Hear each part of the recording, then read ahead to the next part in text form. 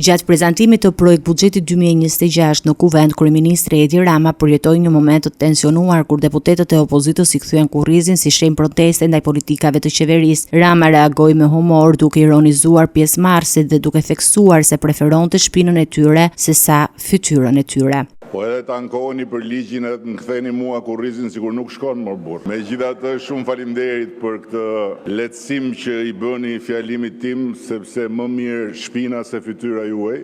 Ai u mor gjithashtu me deputetë të veçantë si Flamur Noka, duke përdorur krahasime historike për të ilustruar mendimin e tij.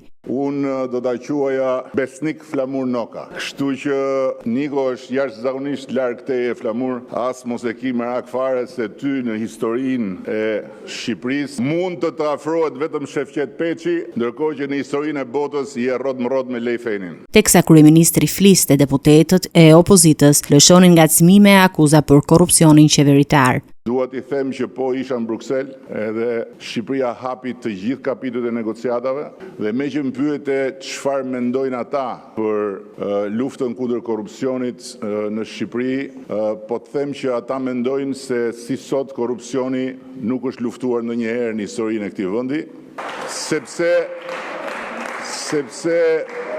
po të mos e mendonin këtë, nuk do t'i hapnin kapitujt e negociatave dhe në ndërkohë juve nuk e keni kuptuar akoma që në këtë vend punët janë ndarë. Dhe për sa kohë do vazhdoni të bëni këtu prokurorim popullore, për aq kohë do vazhdoni të jeni aty ku jeni dhe gjithmonë më të kurrur.